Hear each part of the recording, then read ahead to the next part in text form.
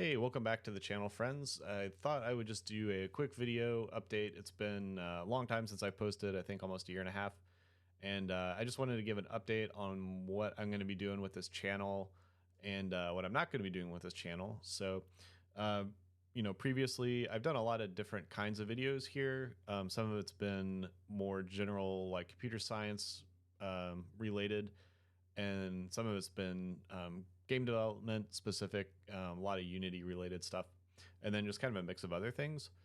And I'm pretty sure what I'm going to do with this channel moving forward is just get it very focused on games um, in general and not tied down to like a specific framework for game development stuff. And um, I think there's kind of a few different types of videos I'm wanting to make going forward.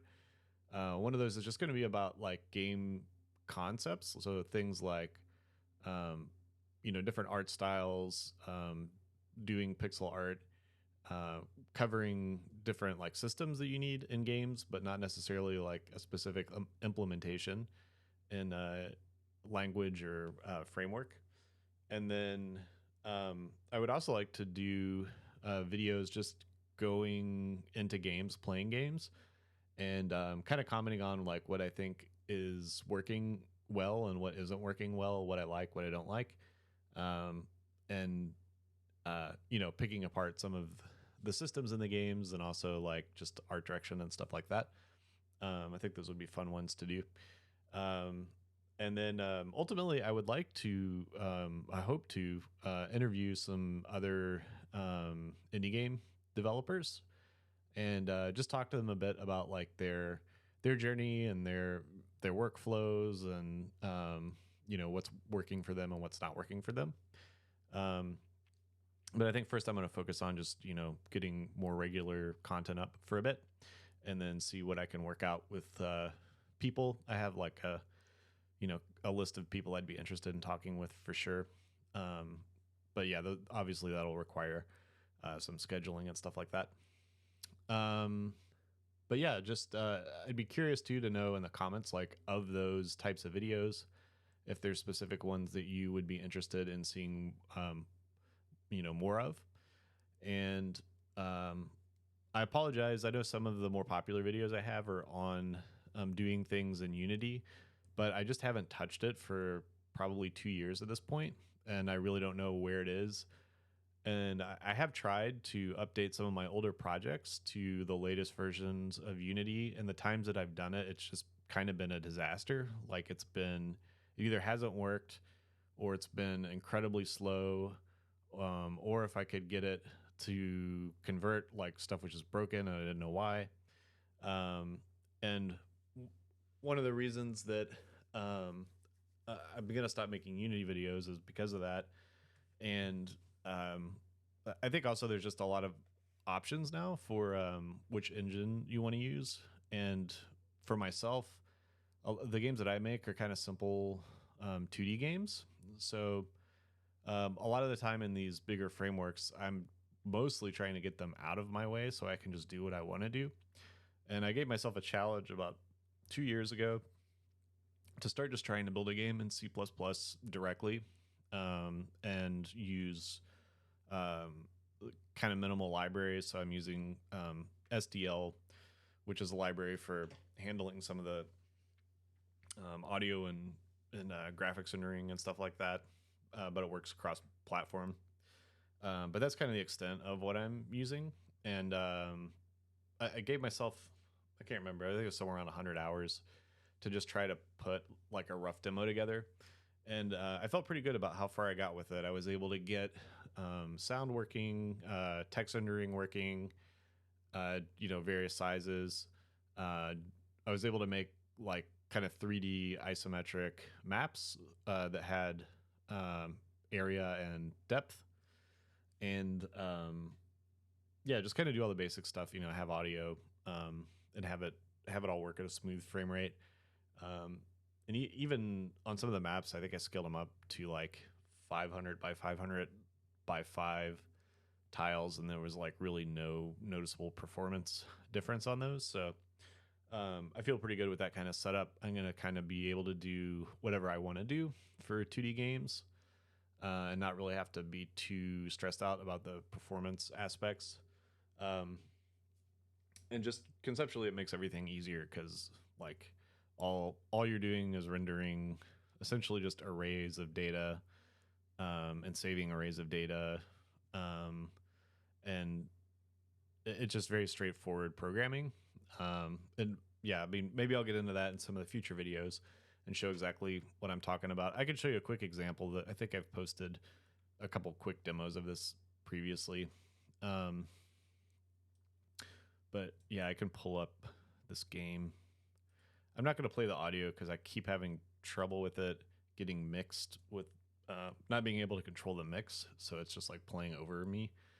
Uh, but I have just like a nice rain sound effect loop playing for the rainy weather. And then, here you can see I'm using a mouse. I can use a keyboard to move stuff around a little bit too. Um, and the cool thing here too is I can also use like a Sony or a Microsoft controller.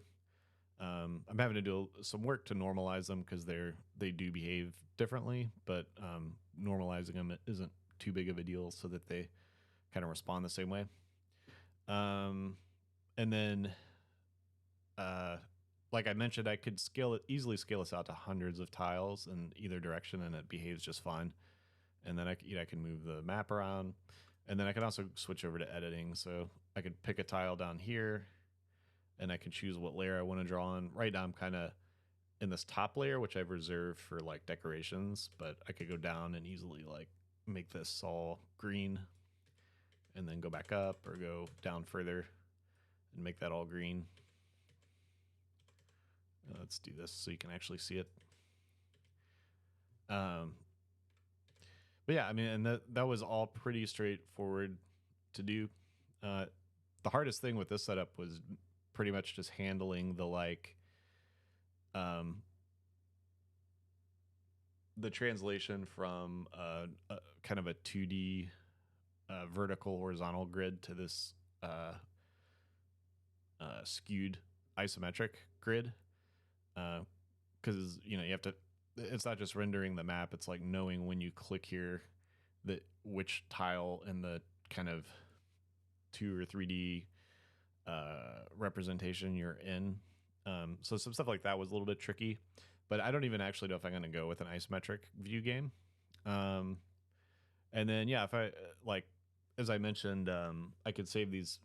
I can either randomly generate these maps or like save and load from disk. This was one that was saved or loaded from disk. So here, if I do undo, I can just go back to whatever it was on the disk, or I could hit the save button next to it and save it. I'm just going to undo it so you can see all that green went away back there. And then I can close out this whole menu as well. So, yeah, kind of, all the major things I wanted to check to make sure I could do this way seem very doable. And the programming around it, as I mentioned, is all just very straightforward.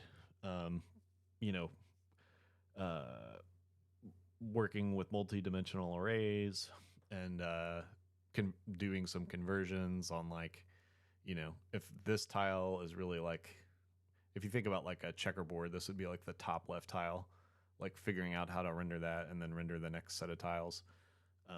Like that kind of stuff was really the hardest part of this. So anyway, as I mentioned, moving forward, I'll probably just focus a little more on systems and concepts. And then I imagine too, I'll be doing some videos where I'm just sharing what I'm doing as far as like building a game, but not necessarily like giving you a solution to a system that's directly transferable. So anyway, that's kind of the general direction things are heading. Thanks again for hanging in there if you're still watching the channel after me not posting for a long time.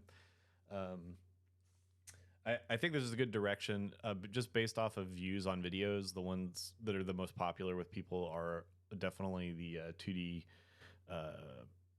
pixel art setup kind of thing. So I think kind of continuing to do more videos on just the concepts behind building a 2D game and the systems involved will be a good direction. But yeah, definitely love to hear from you in the comments. So Yeah, thanks for watching, and I will see you in the next one.